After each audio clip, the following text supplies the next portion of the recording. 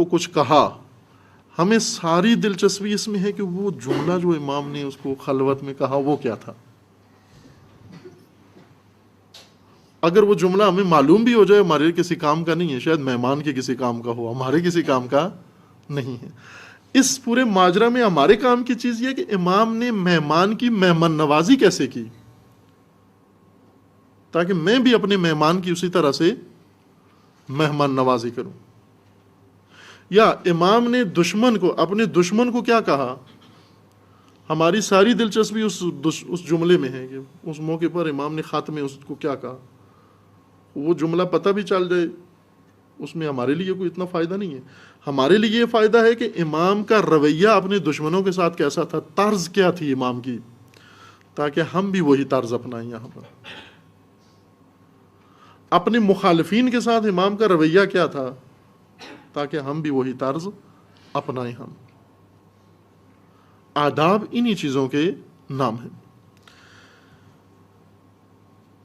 جامع ترین بحث اس لحاظ سے جو مطالعہ کرنا چاہیں عزیزان، وہ کتاب شریف المیزان میں ہے. تفسیر المیزان میں جلد 6 میں مرحوم علامہ رضوان اللہ علیہ نے یہ بحث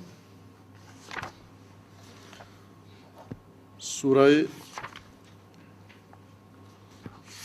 مائدہ کے بحث میں کی ہے. اس طباعت مدرسین کے صفحے کے مطابق جلد 6 سورہ مائدہ کے ذیل میں 6 جلد تفسیر المیزان کی صفحہ 256 سے شروع ہوتی ہے. کلام فی معنی الادب، یعنی جامع ترین بحث ادب کی جو اس تناظر میں ہمیں کسی کام آ سکتی ہے وہ تفسیر شریف المیزان میں ہے. کہ اس میں پہلے مرحوم علامہ ادب کا معنی بیان کرتے ہیں، مفہوم ادب. پھر اس کے بعد چند وضاحتیں آداب کے بارے میں علمی بحث کرتے ہیں. پھر اس کے بعد قرآن سے ان آداب کو بیان کرتے ہیں جو آداب خدا نے انبیاء کو سکھائے ہیں. متعدد آداب ہیں، انفرادی اور اجتماعی، عبادی، غیر عبادی، کہ تمام انبیاء کو مشترکاً خدا نے مؤدب کیا ہے ان آداب کے تحت. معنی ادب میں تعریف جو مرحوم علامہ نے ادب کی یہاں پر کی ہے، وہ چونکہ اچھی خوبصورت جامع تعریف ہے، اس لیے میں یہاں آپ کی خدمت میں عرض کرتا ہوں اس کو.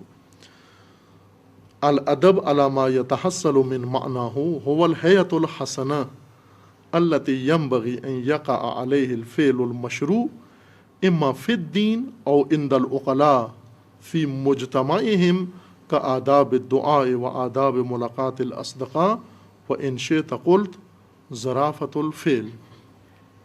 بہت خوبصورت تعبیر کی ہے. وہ اتفاقاً یہ جیسا خود ابھی بعد میں اثناء بعض میں علامہ نے ایک نقطہ بیان کیا ہے بہت خوبصورت، وہ یہ کہ جب تک انسان خود متعدب نہ ہو اس وقت تک ادب بیان بھی نہیں کر سکتا. متعدب انسان ادب بیان کر سکتا ہے. اور یہ جو علامہ کو توفیق ہوئی ہے یہ بات بہت خوبصورتی سے بیان کریں، اس کی ایک وجہ یہ تھی کہ خود یہ علامہ، یہ شخصیت بزرگوار متعدب ہے. مؤدب ترین شخصیت علماء میں ایک مرحوم علامہ طباطبائی رضوان اللہ تعالیٰ تھے.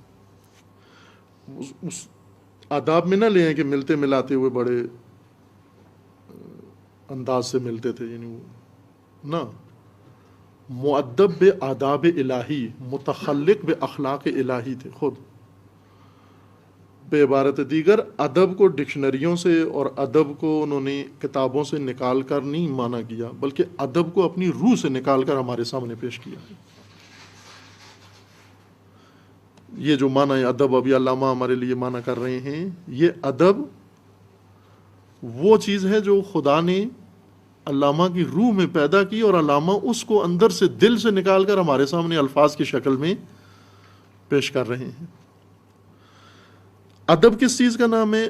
ادب اس صورت حسنہ کا نام ہے، اس حیت زیبا کا نام ہے جس پر ایک مشروع دینی یا عقلائی فعل انجام پاتا ہے، جس کے مطابق عمل کے اس خوبصورت و حسین شکل کا نام ادب ہے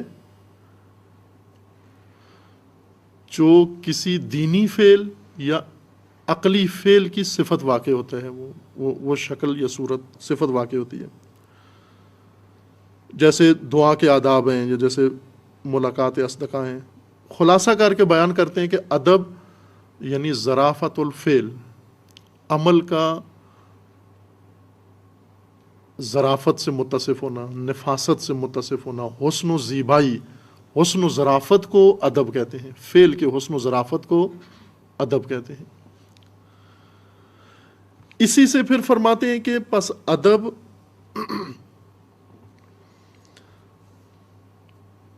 برے افعال میں نہیں تصور کیا جا سکتا، غلط افعال میں. ہم یہ نہیں کہہ سکتے کہ چوری کے آداب کیا ہیں، اگرچہ بعض علماء نے لکھی ہے کتابیں کہ شراب پینے کے آداب، آداب میخاری کے آداب نہیں ہو سکتے. یہ خصوصیت ہے ادب کے معنی میں کہ ادب وہ صفت ہے جو ممنوع فعل، جو دین کی نگاہ سے ممنوع ہو یا عقل کی طرف سے ممنوع فعل ہو، اس فعل کی صفت کو ادب نہیں کہتے. ادب منحصر ہے اس فعل کے ساتھ جو دین کی طرف سے اور عقل کی طرف سے مجاز ہو، درست فعل ہو.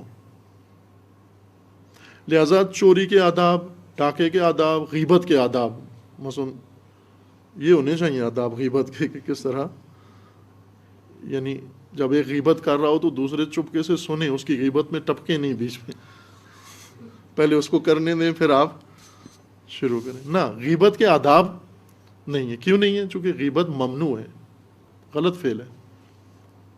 گالی کے آداب، کس طرح گالی دی جائے، گالی کے کوئی آداب نہیں ہے، وہ گالی ممنوع ہے. لو و لعب کے آداب، کوئی آداب نہیں ہے کیونکہ ممنوع ہے. دھوکہ دینے کے آداب، فراڈ کے آداب نہیں ہیں ان کے آداب، چونکہ یہ ممنوع ہے. یہ فعل آداب فقط ان افعال کے لیے ہیں جو عقل یا دین کی طرف سے مجاز ہیں، یا عقل کہہ رہی ہے یہ درست ہے کرو اس کام کو، یا دین کہہ رہا ہے درست ہے یہ کام کرو. چونکہ ہمارے پاس دو ہی منبع ہیں کسی کام کے صحیح یا غلط ہونے کے،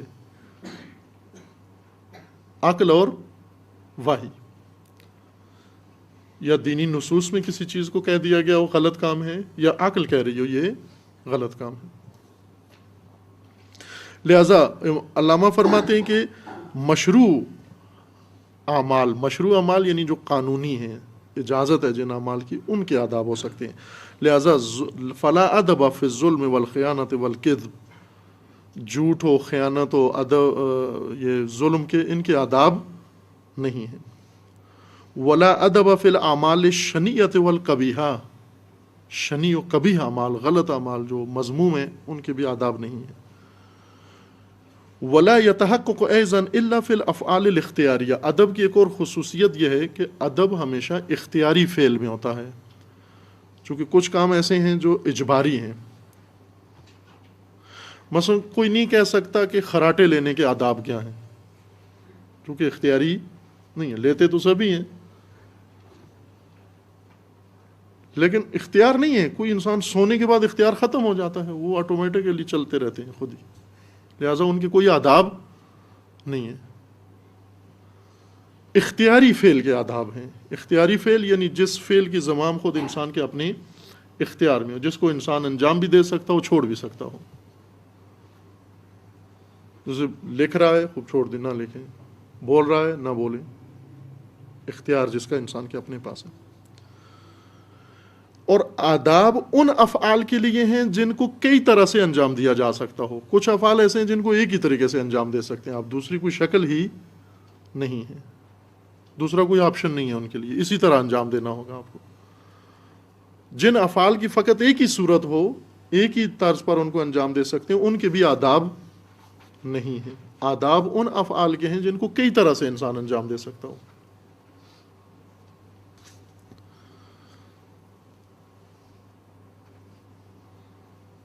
مثلا بولتے ہوئے انسان اونچا بول سکتا ہے، دھیما بول سکتا ہے، اور مختلف ٹون نکال کے انسان بول سکتا ہے. اس جو مضمون ادا کر رہا ہے وہ مختلف قسم کا ہو سکتا ہے، کئی شکلوں کا، کئی صورتوں کا ہو سکتا ہے. مثال بھی دیتے ہیں، جیسے کھانا پینا ہے مثلا، وہ اس کو کئی طرح سے کھا سکتے ہیں. کھا رہا ہے انسان، بعض ایسا کھاتے ہیں کوئی اور نہیں کھا سکتا جب وہ کھا رہے ہوں. تو دیکھیں دین نے کتنی دقت کی ہے ہمیں مؤدب بنانے کے لیے. ہماری صحت کا خیال رکھا ہے کہ کھانا کھاتے ہوئے ان چیزوں کا خیال رکھو تاکہ یہ کھانا کوئی اثر پہنچائے تمہارے اندر. ایک تو وہی کھانا کھاؤ، دائیں ہاتھ سے کھاؤ، بسم اللہ پڑھ کے کھاؤ، اور اپنے لقمے کو دیکھو، دوسرے کے منہ کو نہ دیکھو. یہ آداب ہیں کھانے کے، چونکہ یہ کئی طرح سے کھائے جا سکتے ہیں. نہیں، بعض دوسروں کے لقمے گن رہے ہوتے ہیں، بلکہ تول بھی رہے ہوتے ہیں، کتنا بڑا اس نے ڈالا، ابھی کتنا لقمہ ہے، 9واں لقمہ کھا رہا ہے ابھی. پھر اس کو کہتا بھی ہے کہ میرا 5واں ہے، تیرا ابھی 9واں ہو گیا ہے. بعض کہتے ہیں نا کسی کے ہاں گئے، وہ بڑا مہمان نواز آدمی تھا، بڑا سخی تھا، اس کے ہاں مہمان گئے تو اس نے کھانا کھلایا.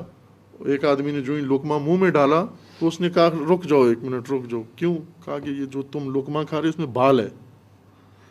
وہ دیکھا تو واقعاً بال تھا اس میں. تو اس نے وہیں کو چھوڑ دیا کھانا کھانا، اٹھ کے چلا گیا. اس نے کہا جو اتنی دقت سے دیکھتا ہو لقمہ کھانے کو، اس کو بال نظر آ جائے، اس کے دسترخوان پر کھانا نہیں کھانا چاہیے. اتنے غور کیوں کیا ہے آپ نے کہ اس کے لقمے میں بال نظر آ گیا آپ کو؟ نہ دیکھو اس کی طرف، خصوصاً جب آپ میزبان ہو تو نہ دیکھو کسی کی طرف، گنو نہیں. ابھی بلاتے بھی ہیں، کھلاتے بھی ہیں، بعد میں پھر باتیں بھی کرتے ہیں، دیکھو یہ انسان ہے کیا ہے، یہ اتنی ڈشیں کھا گیا ہے، یہ مسئلہ خوب کھا گیا آپ نے کھانے کے لیے پکائی تھی. کیوں گنی ہے آپ نے؟ کھلانے کے بھی آداب ہیں، کھانے کے بھی آداب ہیں. کھانا چباؤ، اس طرح سے چباؤ کہ آپ کے چبانے کی آواز دوسروں تک نہ پہنچے. ساتھ بیٹھا ہوا نہ سن رہا ہو، متعزی ہوتا ہے، تکلیف پہنچتی ہے اس کو. پانی پیتے ہو، چائے پیتے ہو، اس طرح سے چسکا نہ لگاؤ. روایت میں الفاظ بھی ہیں، اونٹ اور بھیڑ کی طرح پانی نہ پیو. اونٹ کو دیکھا ہے پانی پیتے ہوئے؟ وہ کھینچتا ہے نا، سک کرتا ہے پانی کو، کھینچتا ہے اس طرح سے. بعض اس طرح سے نا ہونٹ پیالے پہ رکھ کر، پھر نہیں کہ پیالے کو الٹا کریں، وہ ہوا کے ذریعے سے اس کو کھینچتے ہیں اوپر. اس سے آواز پیدا ہوتی ہے. جب آواز پیدا ہوتی ہے ساتھ بیٹھے ہوئے کو تکلیف ہوتی ہے، پریشانی ہوتی ہے. نہ کرو اس طرح سے. اس طرح سے پیو کہ دوسرا کھاؤ پیو اس طرح سے دوسرے کو پریشانی نہ ہو. یعنی اگر دوسرا اس طرح سے کر رہا ہو آپ کو تکلیف ہوتی ہے، آپ بھی یہ کام نہ کرو. آسان ہے، یعنی معیار رکھنا کہ میں کیا کروں کیا نہ کروں بہت آسان ہے. اس طرح سے کرو کہ اگر کوئی اور کر رہا ہو تو آپ کو کیسے لگے گا؟ برا لگے گا. وہ آپ بھی نہ کرو پھر، کیونکہ اس کو بھی برا لگ رہا ہے. بیٹھنا کیسے ہے، کھاتے ہوئے بیٹھنا کیسے ہے؟ بعض اس طرح سے ششدنگ بیٹھتے ہیں کہ تقریباً 2-3 مربع میٹر جگہ گھیر لیتے ہیں. نا، اس طرح سے بیٹھو، دوسروں کی بھی جگہ ساتھ ہو. بہت آداب ہیں، اتنے جزئی آداب بیان کیے گئے ہیں کہ انسان بسا اوقات حیران ہوتا ہے، یعنی واقعاً سوچتا ہے کہ ان کے بیان کرنے کی کیا ضرورت تھی. یہ وہ چیزیں ہیں جو خود سمجھ جاتا ہے انسان. نہ، نہیں سمجھتے. جب عملاً دیکھا جاتا ہے لوگ نہیں خیال کرتے ان چیزوں کا. حتیٰ کتنا چبانا ہے. ابھی ڈاکٹر بھی کہتے ہیں کہ ایک لقمے کو کم از کم 20 دفعہ چباؤ آپ، یعنی 20 دفعہ جبڑا کھلے اور باندھو، کم از کم 20 دفعہ. بالکل اس کو آٹا بنا دو، بالکل اس کو کر کے. نہ یہ ہے کہ وہ ایک ڈالی اس کو دانت لگایا اور پھر نیچے اوپر سے دوسرا ڈالا پھر تیسرا. خوش، یہ ساری زحمت اب میدے کو ہو رہی ہے، میدا خراب ہو جائے گا اس طرح سے. میدے کا کام یہ نہیں ہے جو ہم اس سے لے رہے ہیں. ہم میدے کو بھی وہ گرینڈر سمجھتے ہیں نا، اس کو دانت ہیں، گرینڈر دانت ہیں. میدے میں تو دانت نہیں ہے. اگر میدے کو گرینڈ کرنا ہوتا تو دانت سارے پیٹ میں ہوتے. یہ جو منہ میں خدا نے رکھے ہیں اس لیے کہ منہ میں یہ کام کرو تم. حکمت ہے، اللہ تعالیٰ کے ہر کام کی حکمت ہے. اس لیے ادب بتایا گیا سب چیزوں کے ساتھ. بہت دلچسپ ہے، یعنی دین اتنا حسین ہو جاتا ہے، اتنا خوبصورت ہو جاتا ہے، یہ